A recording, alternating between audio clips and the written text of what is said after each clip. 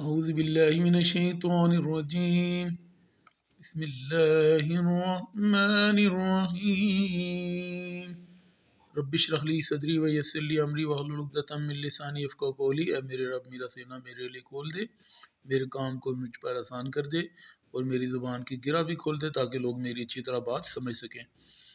Business math chapter 1 exercise 1 है, ratio proportion chapter का नाम है। सेट बी की वीडियोस मैं अपलोड करूँगा और टाइम कोड जो है ना वीडियो की डिस्क्रिप्शन में आप देख सकते हैं। चैनल जब ओपन करेंगे वीडियो की डिस्क्रिप्शन में टाइम कोड दिया होगा 14 cows consume 630 kgs of air in 18 days how many.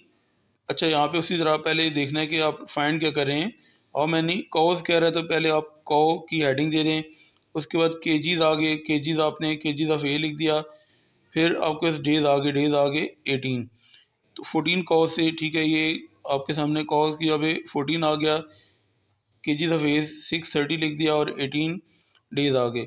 How many cows, cows आपने फाइंड करना है, एक्स आ गया और will eat 770 kgs of a, 770 kg of a आपने उस कॉलम में लिख दिया और 28 डेज के कॉलम में 28 लिख दिया। अब वही उसी तरह जैसे लास्ट क्वेश्चन में कर रहे थे कि आपने जो चीज़ फाइंड करनी इसको कंपेयर करेंगे गिवन चीज़ों के साथ।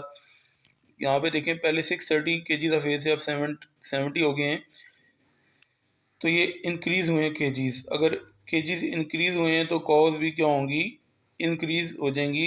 KGs of age increase, cause will भी इंक्रीज़। ज़्यादा उनका अगर खाना होगा तो ज़्यादा कॉज के लिए काफ़ी होगा, ठीक है। तो एक चीज़ अगर इंक्रीज़ हो रही है, दूसरी भी चीज़ इंक्रीज़ हो तो डायरेक्ट प्रोपोर्शन होता है। केजीज इंक्रीज़ हुए तो कॉज भी इंक्रीज़ होगी, तो एरो एक्स से स्टार्ट करना है, एरो ऊपर की तरफ जाएगा तो इसका एरो ऊपर की तरफ जाएगा, सेम डायरेक्शन में डायरेक्ट प्रोपोर्शन में एरो लगाते हैं। अब डेज पहले 18 थे, अब 28 हो गए। डेज अगर इंक्रीज़ हुए हैं 18 से 28 हो गए हैं, ठीक है। तो अगर डेज इंक्रीज़ हुए हैं तो कॉज क्या हो जाएंगी, डिक्रीज़ हो जाएंगी। तो ये इन्वर्स प्रोपोर्शन का सिंबल यहाँ पे यूज़ होगा। डेज क्या होगी, इंक्रीज़ होंगे तो कॉज क्या हो जाएंगी, कम हो जाएंगी, ठीक है। अब आपने क्या करना है, इन्वर्स प्रोपोर्शन का सिंबल आपने अप्लाई करना, तो इसका एरो ऊपर की तरफ जा रहा है तो इसका एरो नीचे की तरफ आएगा। 6 अच्छा, पहले आपने एक्स लिखना है, एक्स लिखा, एरो स्टार्ट हो रहा है एक्स से, एंड हो रहा है 14 पे, 14 नीचे लिख दिया। अब एरो स्टार्ट हो रहा है 770 से, 770 ऊपर लिखा और 630 पे एरो एंड हो रहा है 630 नीचे लिख दिया। एरो स्टार्ट हो रहा है 18 से, 18 ऊपर लिखा और 28 पे ख़त्म हो रहा है, 28 नीचे लिख दिया। सेंटर में मल्टीप्लाई का सिंबल, फाइंड वाला एक साइड पे रखते हैं, बाकी गिवन चीज़ें इस साइड पे आ जाती हैं। 14 यहाँ पे डिवाइड हो इधर आके आ जाएगा मल्टीप्लाई, 770 ओवर 630 कैलेंडर में लिखेंगे, मल्टीप्लाई का सिंबल डालेंगे, 18 ओवर 28 लिखेंगे कैलेंडर में, मल्टीप्लाई बाय 14, तो आपका आंसर आ जाएगा 11 कॉज।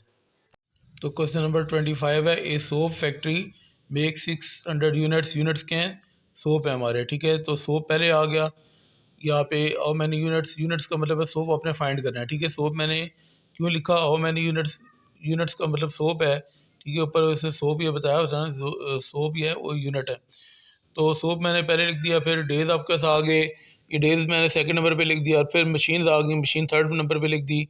अब कितने सोप्स हैं, 600 सोप्स हैं, डेज कितने हैं, 9 हैं। ये soap factory make 600 units in 9 days with the help of 20 machine, machine कितने आ गई 20। How many units can be made, तो सोप्स आपके यूनिट से वो एक्स आ गए, और इन दी 12 डेज, डेज के कॉलम में 12 आ गया, with the help of 18 machine, machine कितनी आ गई 18। अब हमने उसी तरह जैसे लास्ट क्वेश्चन में कंपेयर कर रहे थे, फाइंड आपने सोप करना है, तो सोप को पहले डेज के साथ कंपेयर करेंगे, फिर सोप को मशीन के साथ कंपेयर करेंगे। डेज पहले 9 थे, अब 12 हो गए, डेज क्या हो गए, इंक्रीज़ हो गए हैं। अगर डेज इंक्रीज़ होंगे तो सोप ज़्यादा बनेंगे, सोप विल भी इंक्रीज़, ज़्यादा दिनों में ज़्यादा सोप बनेंगे। तो एक चीज़ अगर इंक्रीज़ हो रही है दूसरी भी इंक्रीज़ हो रही है तो डायरेक्ट प्रोपोर्शन का सिंबल यूज़ होगा। अब एरो एक्स से स्टार्ट करते हैं, तो इसका एरो ऊपर की तरफ जाएगा तो इसका एरो भी ऊपर की तरफ जाएगा, डायरेक्ट प्रोपोर्शन है, एरोस की डायरेक्शन सेम होती है। अब पहले 20 मशीनें थी, अब 18 मशीनें हैं। मशीनें अगर कम हुई हैं तो कम सोप बनेंगे, मशीन अगर डिक्रीज़ हुई है तो सोप विल बी डिक्रीज़, तो डायरेक्ट प्रोपोर्शन, क्योंकि एक चीज़ डिक्रीज़ हुई है दूसरी भी डिक्रीज़ हुई है। इसका एरो अगर ऊपर की तरफ गया है तो इसका एरो भी ऊपर की तरफ जाएगा। अब पहले आपने एक्स लिखना होता है, तो एक्स ऊपर आ गया, 600 उसके नीचे डिवाइड हो गया, एरो स्टार्ट हो रहा है 12 से, तो 12 ऊपर लिखेंगे, एरो एंड हो रहा है 9 पे, तो 9 नीचे लिखेंगे, मल्टीप्लाई का सिंबल आ गया। फाइंड वाली चीज़ इक्वल की राइट साइड पे इक्वल की लेफ्ट साइड पे लिखते हैं, फिर इक्वल का साइन लगा के जो चीज़ें गिवन होती हैं वो लिखते हैं। एरो स्टार्ट हो रहा है 18 से, 18 ऊपर लिखेंगे, एंड हो रहा है 20 पे, 20 नीचे लिखेंगे। 600 यहाँ पे डिवाइड हो रहा है, क्या हो जाएगा मल्टीप्लाई। कैलकुलेटर के अंदर आपने 12/9 मल्टीप्लाई बाय 18/22 मल्टीप्लाई बाय 600। इसी तरह कैलकुलेटर के अंदर फ्रैक्शंस के बटन मौजूद है, फ्रैक्शंस के अंदर ये वैल्यू और सेंटर में मल्टीप्लाई के सिंबल डालेंगे तो आंसर आ जाएगा 720 यूनिट सोप्स, 720 सोप्स बनेंगे। उसके बाद नेक्स्ट क्वेश्चन है question number 26। Rupees 8000 is enough for 4 person for 40 days. 4 persons के लिए 40 दिन के लिए 8000 काफ़ी है उसने कहा है। अब यहाँ पे फाइंड क्या करना है, हाउ मैनी डेज़, तो डेज़ आपने क्योंकि फाइंड करना है तो डेज़ को पहले लिख लेते हैं, ठीक है। ये कितने डेज़ हैं 40, तो डेज़ आगे 40। उसके बाद प्राइस या पर्सनस में से कोई भी चीज़ लिख लें, फाइंड वाली चीज़ पहले मैंने कहा था वो लिख लिया करें। हाउ मैनी डेज़ कह रहा था तो डेज़ पहले लिख लिया। अब यहाँ पे 8000 रुपीज़ हैं, प्राइस आपने 8000 कर दी, और कितने पर्सन हैं 4 पर्सन है, पर्सन 4 आगे, डेज 40 थे वो पहले लिख चुके हैं। हाउ मैनी डेज, डेज आपने फाइंड करने हैं, डेज एक्स आगे, और रुपीज़ कितना 15,000 आगे। Will be enough for 5 person हो गए 5। अब आप देखें पहले 8000 थे, अब 15000 हो गए। अगर ज़्यादा पैसे होंगे तो आप उसको ज़्यादा दिन यूज़ कर सकते हैं। प्राइस आपकी इंक्रीज़ हुई है तो डेज विल बी इंक्रीज, तो डायरेक्ट प्रोपोर्शन, क्योंकि ज़्यादा पैसे हैं ज़्यादा दिनों में इस्तेमाल हो सकते हैं।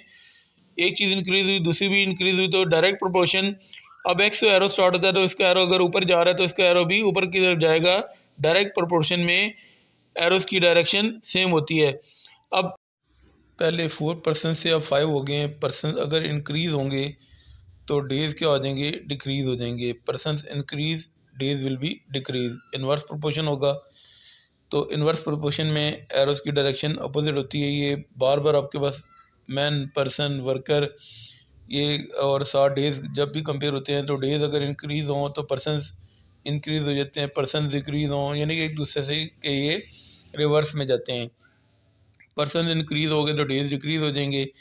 इसका एरो अगर ऊपर जा रहा है तो इसका एरो नीचे की तरफ आएगा। इन्वर्स प्रोपोर्शन में एरोस की डायरेक्शन अपोजिट होती है।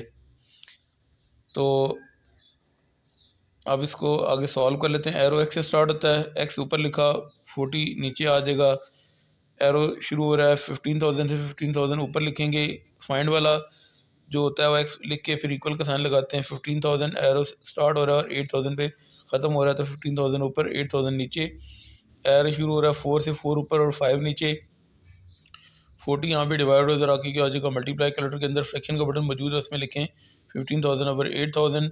मल्टीप्लाई का बटन प्रेस करें, फ्रैक्शन का बटन प्रेस करें और उसमें 4/5 लिखें, मल्टीप्लाई बाय 40, तो आपके पास आंसर आ जाएगा 60। ज़्यादा टेंशन लेने की ज़रूरत नहीं, कटिंग अगर नहीं आती आपको। तो इस एक्सरसाइज का लास्ट क्वेश्चन आपके सामने। क्वेश्चन नंबर 27 आ गया। Factory makes 560 units in 7 days with the help of 20 machines और मैनी यूनिट्स। क्योंकि यूनिट्स फाइंड करने इसलिए मैंने यूनिट पहले लिख दिया, अब सारे इसको फिल भी कर लेते हैं। 560 यूनिट से 560 यूनिट्स लिख दिए। 7 डेज से डेज 7 आ गए। मशीन 20 थी, 20 मशीन आ गई। और मैनी यूनिट्स आपने फाइंड करने यूनिट्स, तो वो एक्स आ गए। Can be made in the 10 days, days कितने आ गए 10 with the help of 18 machine, machine कितनी आ गई 18। पहले 7 डेज से अब 10 डेज हो गए। डेज अगर इंक्रीज़ होंगे तो यूनिट्स भी क्या होंगे, ज़्यादा बनेंगे। Days increase unit will also increase. अगर एक चीज़ इंक्रीज़ हो दूसरी भी चीज़ इंक्रीज़ हो तो डायरेक्ट प्रोपोर्शन होता है। डायरेक्ट प्रोपोर्शन में एरोस की डायरेक्शन सेम होती है। अगर इसका एरो ऊपर की तरफ जा रहा है तो इसका एरो भी ऊपर की तरफ जाएगा। ये फाइंड करना था, इसको पहले डेज के साथ कंपेयर कर ले, यूनिट्स को आप मशीन के साथ कंपेयर करना है। मशीनें पहले 20 थी, अब 18 हो गई। मशीनें अगर डिक्रीज़ हुई हैं तो यूनिट्स भी क्या होंगे, डिक्रीज़ होंगे। Machines decrease, unit will be decrease. अगर एक चीज़ डिक्रीज़ हो दूसरी भी चीज़ डिक्रीज़ हो जाए तो डायरेक्ट प्रोपोर्शन होता है। डायरेक्ट प्रोपोर्शन में एरोस की डायरेक्शन सेम होती है। अगर इसका एरो ऊपर की तरफ लगा तो इसका एरो भी ऊपर की तरफ ही लगेगा। पहले एक्स लिखना होता है, एक्स लिखा, एरो शुरू एक्स से हो रहा है, 560 पे ख़त्म हो रहा है तो 560 आपने नीचे लिख दिया। एरो शुरू हो रहा है 10 पे, 10 ऊपर लिखा, एरो ख़त्म हो रहा है 7 पे, 7 नीचे लिख दिया। मल्टीप्लाई का सिंबल लगाया। इक्वल वाला जो साइन होता है वो फाइंड करने के बाद लगाते हैं। फाइंड एक्स करना था उसके बाद इक्वल का सिंबल लगाते हैं। एरो शुरू हो रहा है 18 से, 18 ऊपर लिखा, एरो ख़त्म हो रहा है 20 पे, 20 नीचे लिखा। 560 डिवाइड हो रहा है इधर आके क्या हो जाएगा मल्टीप्लाई। कैलकुलेटर में फ्रैक्शन का बटन मौजूद है, उसमें 10/7 लिखें, मल्टीप्लाई का सिंबल लगाएं, 18/20 फ्रैक्शन के बटन के अंदर लिखें, मल्टीप्लाई 560, तो आंसर आ जाएगा 720 यूनिट्स। तो अगर वीडियो पसंद आए तो मेरे चैनल को लाइक भी कर दें, सब्सक्राइब भी कर दें और दूसरों के साथ शेयर भी कर दें। जज़ाकल्लाह।